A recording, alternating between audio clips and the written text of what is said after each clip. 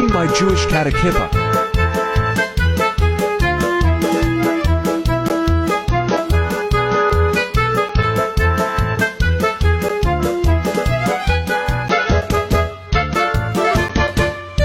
Check your privilege edition. Put a finger down if you have been called a racial slur. Put a finger down if you've been followed in a store unnecessarily. Put a finger down if someone has crossed the street to avoid passing you. Put a finger down if you've had someone clench their purse in an elevator with you. Put a finger down if you've had someone step off of an elevator to keep from riding with you. Put a finger down if you've been accused of not being able to afford something expensive. Put a finger down if you have had fear in your heart when being stopped by the police.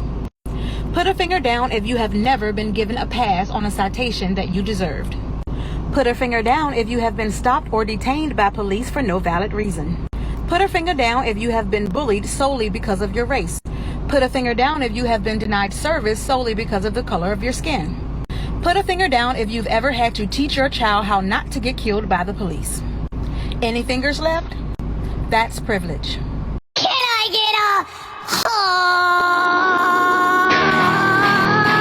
I don't know why we're not willing to acknowledge the fact that landlords do not do labor.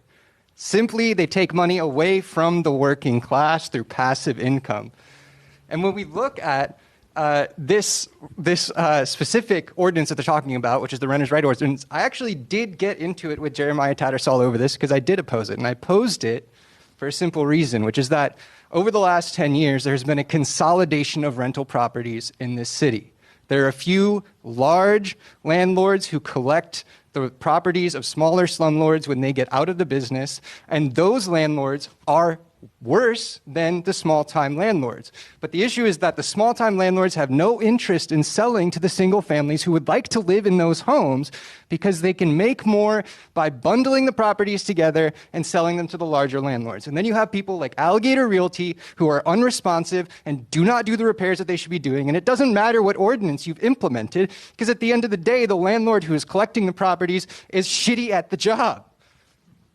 We need to take steps to decommodify housing. We need to take homes. We're going to have rental properties because we have a college in the city, but we need to figure out a way for those folks who do want to live here, who want a home, we need to figure out a way to get us into these rental properties, take them off the rental market. Now you have people living in a home who care about the home, who are going to put the work into it to keep it up and ensure that it can be passed on to future generations.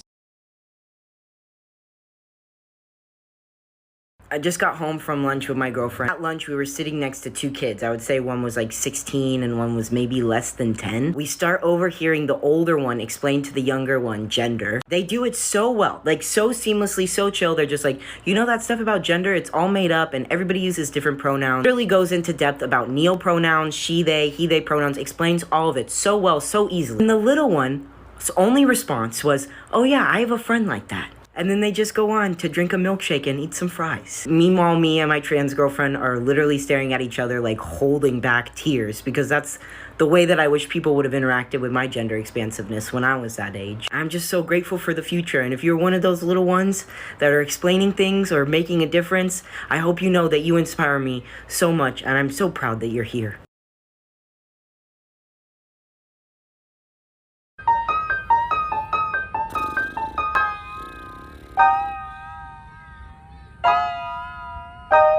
Hello, hello, hello, hello.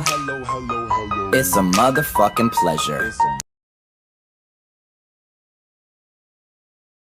If you take a rat and you drop it all alone in a cage with nothing but 2 water bottles, one filled with normal water and one filled with morphine water, that rat will do nothing but drink that morphine water until it eventually kills itself and dies. If you take that same rat and you put it in a rat park instead, with other rats to socialize with, toys to play with, and treats to work for, even with the morphine water in their cage, these rats will never get addicted. Now, what's particularly interesting is that study where the rats became addicts, that study was actually used to justify the war on drugs. But surprise, surprise, looks like it should have been a war on isolation, boredom, and lack of purpose instead.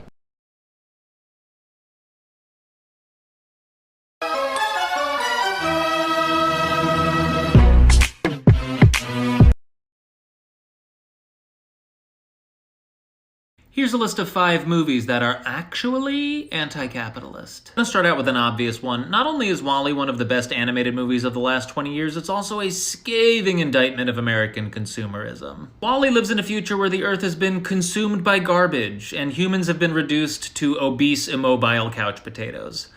10 out of 10, no notes. Office Space might come off like a zany workplace comedy, but it's actually about Karl Marx's theory of alienation. When work is so mundane, tedious, and exploitative that you dissociate from your own existence. One of the characters in this movie tries to kill himself because of how miserable he is.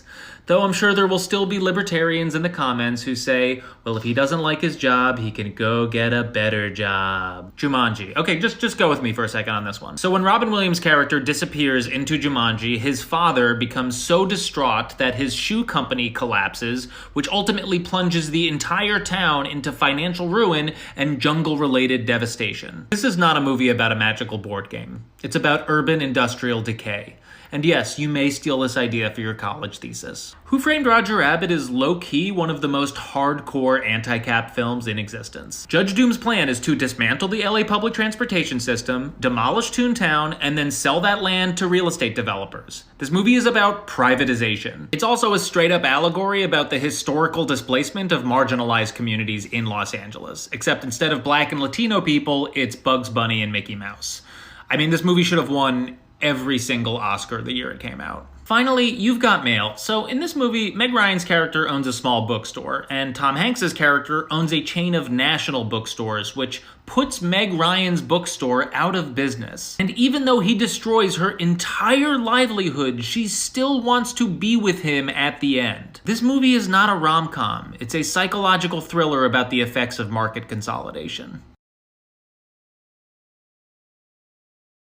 You've never been to heaven, have you?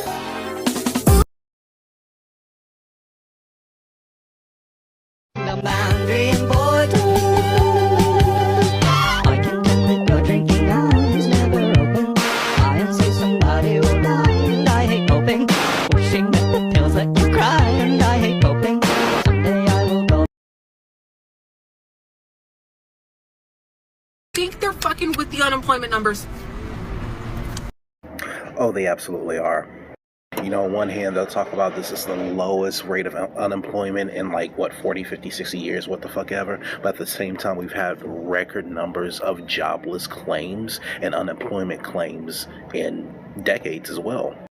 They talk about all this hiring that they're doing, and it's 100% to justify those PPP loans, which we know for a fact that so many companies are committing fraud to get. And of course, we know that they're not counting all the people who have been looking for jobs since COVID, but just have stopped because it's just so hard. The invisible unemployed. It is 100% propaganda. They're putting a Band-Aid over a gunshot wound, and they don't know what to do.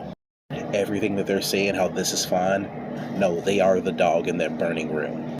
Right now, capitalism is the guy in the suit hiding his zombie bite. To my brother, she ours. She ours.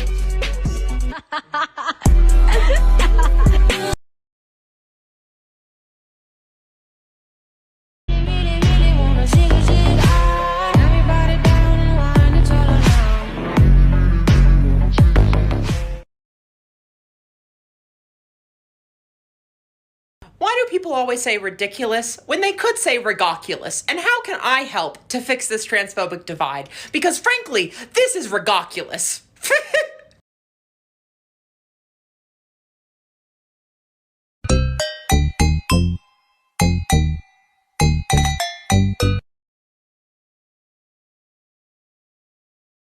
It is good to listen to criticism, but it's also good to be strong and not to compromise on your principles. Being a leftist or a Marxist or socialist does mean having empathy on some level, empathy for your class, as well as various oppressed groups. But that doesn't mean just having so much empathy to the point where you're weak or where other people can control your positions. You have to read a bunch and educate yourself to know what your principles are, and then you have to stand on those principles unless you're given alternative evidence that shows you your principles are wrong or they need to be changed. You shouldn't change your principles just because a whole bunch of people are mad at you, which is something that happens in leftist circles a lot. There's a whole mob of people I like to call them rad libs. And a lot of them will get pretty vicious if you stand on your principles, whether they be anti-imperialist principles or just principles that some people online disagree with. And these people will try to make you feel really bad, but you don't have to conform to them because they try and make you feel bad. If they can only insult you and they can't show you why you're wrong with evidence, just block them. What I learned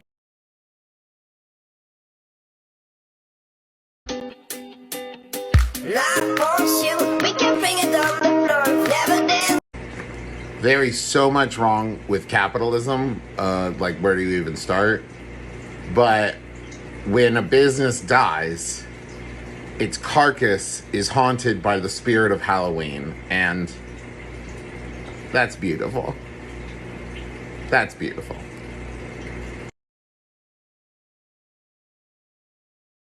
I wish somebody would have told me that thighs of thunder meant normal human thighs. If you're 200 plus pounds and queer, show me you're 200 plus pounds and queer. I want my For You page like I like my For You page. Fabulous, fat, and freaky. Well, how would you like it if the FBI raided the Democrats who Do it. Raid them, investigate them, charge them, lock them up. Most of Congress engages in insider trading on a regular basis. That's a fucking crime. Lock them up. See, that's the difference between us and you, is you only want the law to apply to the people you don't like. We want it to apply equally to everyone, like it's supposed to.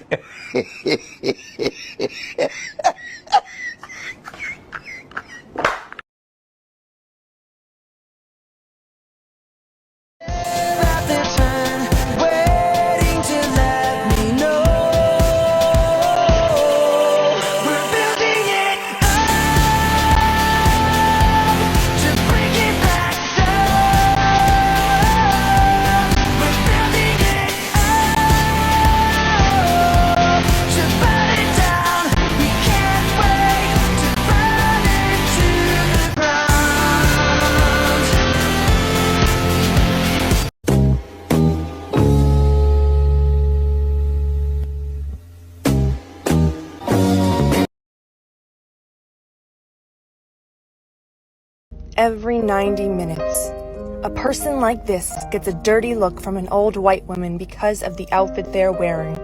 If you're getting looks like this, keep killing it, you look great.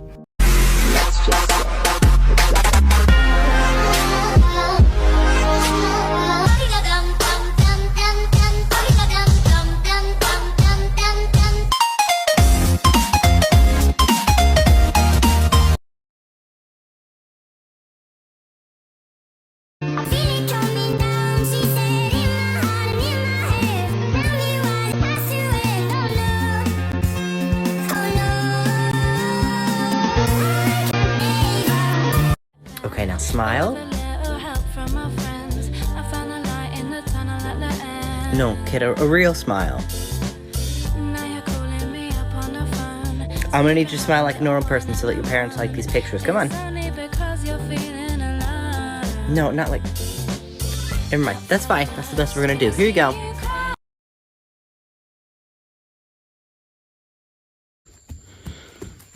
I trade you your bones for this.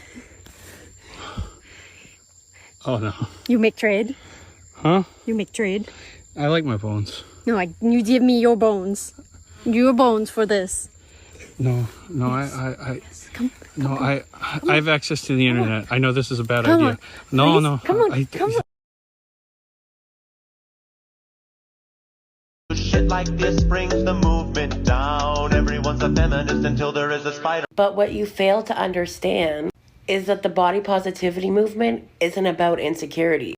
And a simple Google search would have answered that. The body positivity movement was started by fat black women to create representation for marginalized bodies. You see, I didn't say the word insecurities. And yes, everybody has insecurity, and it sucks to be able to deal with them. But that's not what the movement was for. You're welcome to be in the movement, but it shouldn't center thin white women, because that's just the standard. Why does there need to be a movement for a standard? But in turn, it will help with insecurity because we're creating representation. And the more representation we have, the less insecure people will feel. But I have a feeling you already knew that. You just didn't want to listen. 10, but he's a 10, but he still lives at home with his mommy.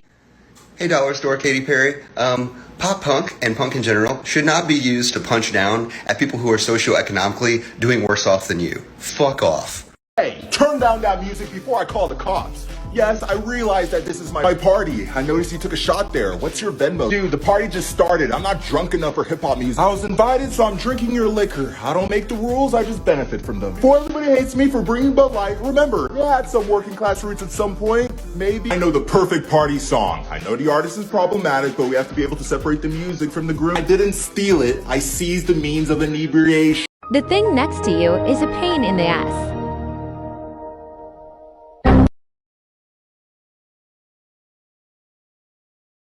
When your leftism doesn't come from a love for people. So somehow this ended up being a very controversial take. And from looking through the comments over the past month, which I've been trying not to do, but I've seen some of them, I've come to the conclusion that a lot of you are eco-fascists who believe that all of humanity is equally responsible for climate change and therefore we should all go extinct or limit our population. Or B, you just have a very narrow individualistic perception of what love is and what it means to love something. Like literally from so many of the comments I saw, those are the two things it boiled down to. And I just want to ask some of you, why is it so reasonable and understandable for you to hate humanity, but so crazy for you to be able to love humanity?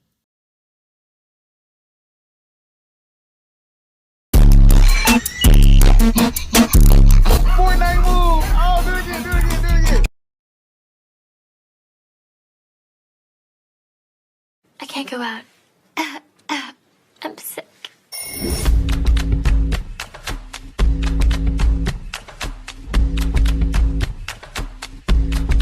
Boo, you whore.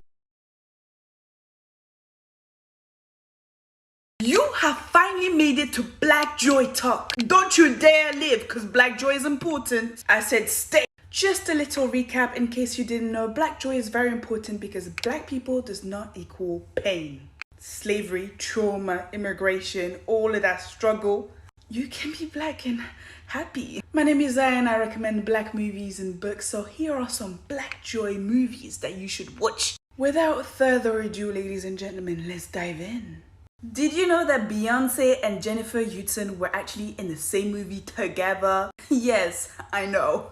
Dreamgirls is basically like your classic movie of a girl band who wants to make it big but obviously has struggles while doing so. You know the song, listen to the song, hearing my voice. Well, it comes from that movie. Next is Girls Trip. Cardi B, is that you? Let me set the scene. You're having a girls' night and you want to have some fun? Watch this movie. Aquila and the Bee. I absolutely love this film. It's with the Queen, Keke Palmer, yeah! It's basically the story of a very smart girl who makes it very far in spelling competitions. Last but not least, Little! By the same producers who did Girls Trip. So if you like Girls Trip, you're gonna love Little. Little is basically the story of this boss who thinks she's all that. And then she gets cursed or something and basically she wakes up being like her 15-year-old self. It's hilarious! You go watch those movies now, okay? What are you doing on Friday night? Watching black movies, Exactly. Now, if you want Black Joy TV shows recommendations or books, follow along. And if you want to know all about black films, black books, and be part of an amazing online community, check the comments below. What are you doing on Friday night? What temperature do you keep the restaurant there? See, here you have stuff that is on the kids menu. Are adults allowed to order? Just describe like the lighting to me. Like, what's the vibe? Do you think someone would be weird if they say brought their markers and crafts? Just the latitude and longitude, just so I know exactly. Struggling with anger is fairly common for autistic people, okay? The scale represents the intensity of your emotions, and when you start getting up around like a 5 or a 6, that's when you start acting irritable. This is overly simplistic. I just want to help you understand and recognize when you start getting up around a 5 or a 6. Right. Being autistic doesn't mean that I don't recognize emotions. For me, it means that almost everything aggravates me in some way. That's why I think it would be good for you to understand the scale. This is geared towards like kindergartners. Do I struggle with anger at times? Do I want to work on it? Absolutely. But I need something that's like for PhD students. I think you're not quite understanding how the scale can help. No, I understand it so well that my model has 3. Tell you what, I'm going to show you my model, and then we'll go from there. Fine. These are boilers. Tank 1's connected to Tank 2, Tank 2 is connected to Tank 3. There's a valve in between each one of them, so I can control how much steam travels between them. Well, what do the tanks represent? The first one is what my body's experiencing. The second one is what I'm feeling, and then the third one is what I'm showing externally. How is what your body's experiencing different from what you're feeling? This is physiological. I'm aware of it, but it's like data, and it's usually about the same pressure as what I'm feeling, but that's more emotional. Oh. So as the pressure comes into Tank 1, it's usually working in tandem with Tank 2 to release the pressure at a pretty steady pace, as in I feel my emotions and they dissipate naturally. And this is like 90% of the time, but sometimes the pressure builds faster than those 2 tanks can release it. And that's when you show it externally. No, I just increase how fast I can release pressure by like stimming or getting a break from the stimulus. And that's the other like 9.999% of the time. Usually, the only time that I change the pressure in Tank 1, what you see externally, is when the situation calls for me to appear more agitated. 3 tanks, just for the sake of complexity, doesn't make it better. Sometimes I'm in places where I can't stim, like an airplane with 2 kids. So as that pressure is building, as it gets up to be around like a 6 or a 7, I cut off Tank 2. I'm going to hold the pressure in Tank 1, and I can tell that I'm getting more agitated, but I'm not allowing myself to feel it, and that's to keep it from spilling over into Tank 3. So that's what we should work on. Just because I'm aware of a situation does not mean that it happens a lot. I find ways to limp along until I can get a break and take care of myself. The problem is when the pressure is building, I have it under control, but then I'm caught off guard. Like when a few big things happen in a short amount of time, and I'm not able to tighten the valve between Tanks 1 and 2, so it spills over into 2 and then into 3, and that's usually when I snip. Well, I think, well, hold on, that's fine, because I'm very quick to apologize and recalibrate, and it doesn't happen often. The real big problem is when I'm holding that pressure in and like a few big things happen or something really big happens, like my kid screaming in an enclosed space. The pressure skyrockets in Tank 1 past its capacity, spills over into 2, then spills over into 3, and that's when I shout. That's when I have a hard time recalibrating. And it doesn't happen often, like nowhere near like it used to, but I want it to never happen. So that's where I'd like to start. Can we focus on that? I just don't care for the 3 tank thing. 1 is so much easier to understand. You better give me some fucking... Cause I ain't the one. Vegan activists sure do sound a lot like colonizers. Some people's dietary practices have a lot to do with their... Also, they're ableist. A lot of people don't think about this, but a lot of vegan activists are ableist, because I've had vegans literally tell me to my face that I should commit kamikaze because I cannot be vegan due to my disabilities. I'm allergic to nuts, soy, and all fruits and vegetables, which is what vegan alternatives are made out of. I would be vegan or vegetarian if my stomach didn't suck, because also I need to have a low-fat, high-protein diet. What provides that? Meat. I don't eat red meat a lot because my stomach can't process red meat, but I do eat a lot of chicken. I eat chicken probably about once a day. I eat a lot of chicken because it's the only thing that doesn't hurt my stomach and doesn't make me throw up. So yeah, vegan activists are also ableist. Furthermore, I can't have fiber. People with gastroparesis cannot have fiber, and a lot of vegan substitutes are full of fiber.